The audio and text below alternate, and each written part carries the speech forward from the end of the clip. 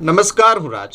આપ જોઈ રહ્યા છો સ્પાર્ક ટુડે ન્યૂઝ. દાહોદ જિલ્લામાં પ્રજાશક્તિ ડેમોક્રેટિક પાર્ટીની એન્ટ્રી થઈ છે.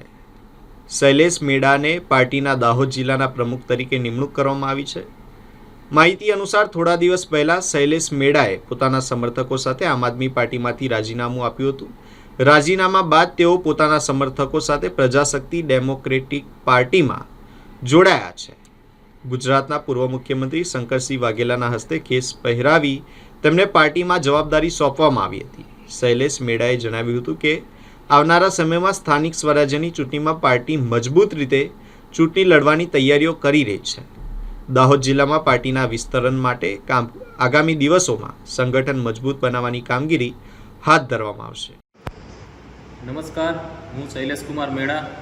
આજે પ્રજાશક્તિ ડેમોક્રેટિક પાર્ટીના સ્થાપક અને ગુજરાતના પૂર્વ મુખ્યમંત્રી શ્રી શંકરસિંહ વાઘેલા બાપુના હસ્તે પાર્ટીમાં આજે અમે પ્રવેશ કર્યો છે અને સાથે દાહોદ જિલ્લાના પ્રમુખ તરીકે મને કામગીરી કરવા માટેની જવાબદારી આપવામાં આવી છે.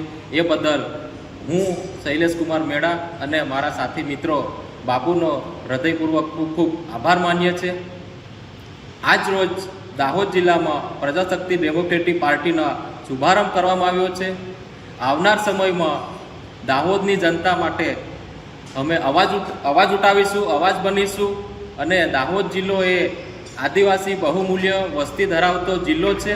દાહોદ જિલ્લામાં સરકારી યોજના હોય કે પાયાની સુવિધા હોય જેમાં દાહોદ જિલ્લાની જનતા ભોગ બની રહી છે, જેવી કે શિક્ષણની સુવિધા છે, આરોગ્યની સુવિધા છે, ખેડૂતો માટે સિંચાઈના પાણીની અવ્યવસ્થા છે.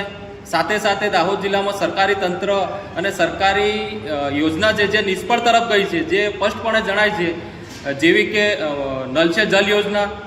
સાથે જોવા જઈએ તો મનરેગા યોજનામાં દાહોદ જિલ્લામાં મોટા પાયા પર ભ્રષ્ટાચાર થયેલો જોવા મળે છે અને ખાસ કરીને સંરક્ષણ ક્ષેત્રે દેશની સેવા કરવા માંગતા દાહોદ જિલ્લાના ભાઈ બહેનો માટે દાહોદ જિલ્લામાં સ્પર્ધાત્મક પરીક્ષાઓ માટે લાઇબ્રેરીની અવ્યવસ્થા જોવા મળે છે, અભાવ જોવા મળે છે અને સંરક્ષણ ક્ષેત્રે જે ભાઈઓ બહેનો જોવા માંગે છે એના માટે દાહોદ જિલ્લામાં ગ્રાઉન્ડની પણ વ્યવસ્થાનો અભાવ જોવા મળે છે.